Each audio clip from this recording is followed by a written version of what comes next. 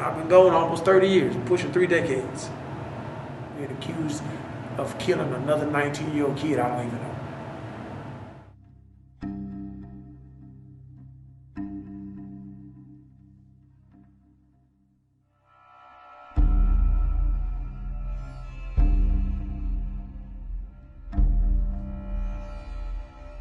19-year-old Adonis Collier was shot dead in a wooded area of Herman Park in Houston, Texas on the night of May 14, 1992.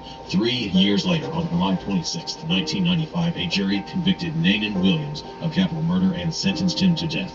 The state argued that he had shot Collier first with a 25mm caliber handgun and then from close range with a shotgun to the head. Nanon Williams has consistently maintained that he did not shoot Adonis Collier.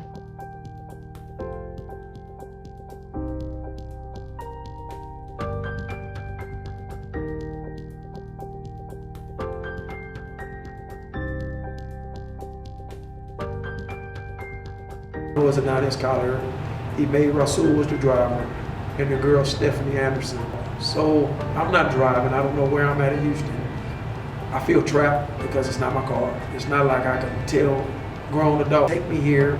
So we end up following them through the city, and we end up going to a park. It was dark, and there was a winding road in the middle, and we ended up going to this bright lit parking lot, which was very big, and there's lights everywhere. And everyone gets out the car, and me and Imaid walk away from the cars under a light post, and there's this rope thing that goes into like a wooded area. And Val and Adonis go past the rope into the woods. I don't know why. And you hear a shot. Primarily when we go to court, we're told what to say. When to say yes, when to say no, say yes, say no. So half the time, I never understood what was going on. Except when I listen to the attorneys try to argue a lesser offense. At one point they offered a lesser offense of theft, of murder, of manslaughter. And I didn't do any of those things. A lot of the elements of his case are classic, sadly enough.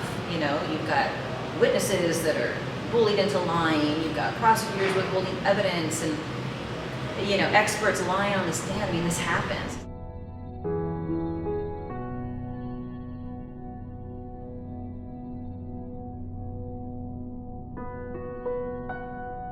Witnesses claimed Williams had a gun, a .25 caliber, and the HPD firearms examiner testified the bullet that killed the victim was also .25 caliber. But on appeal, it turned out that was wrong. The bullet was actually a different caliber entirely, a .22. Why was that so important? Because another man at the scene was carrying a .22 caliber gun. And it turns out an expert said and HPD's examiner admitted the bullet actually came from that other man's gun. So what about that HPD examiner's original conclusions? The defense expert said at best they showed extreme carelessness on his part and at worst called into question his expertise. In fact, the expert said if the bullet had been correctly identified in the first place, it might have materially affected the outcome of the trial. To the naked eye, to us who are non-experts, we can clearly see that they're different bullets.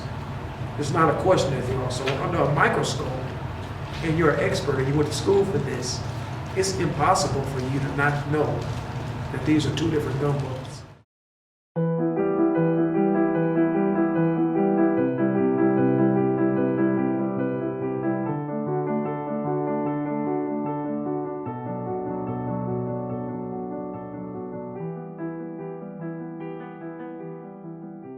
Somebody said I had on a Raiders jacket. I didn't have on a jacket, I had on shorts. I had shorts and a t-shirt, and Imaid Rasul told him in his statement that I had on shorts and a t-shirt.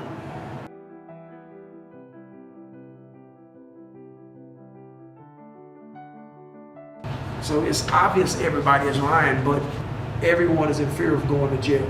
You get people to perform however you want them to perform in threat of being in the seat that I sit in.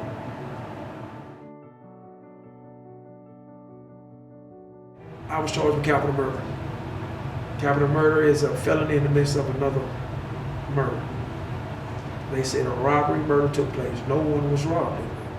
I remember Nanon taking possessions off of the dead person's body. What did he take off the dead guy? Took off his hair, I remember that.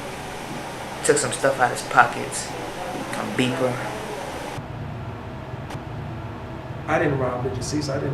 Wasn't with him, but they said a pager was taken from the deceased. They now knew, and they knew at my trial, that the stepfather of the detective had his pager all along. But they created a robbery that never was.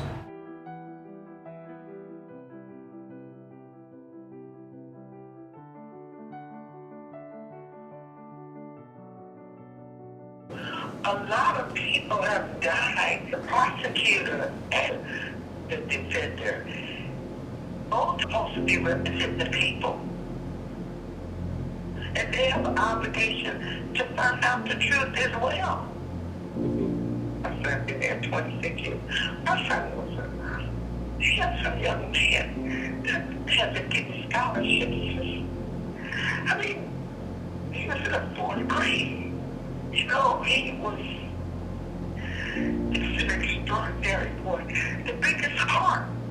So that's what we really want, to stop it from happening to someone else.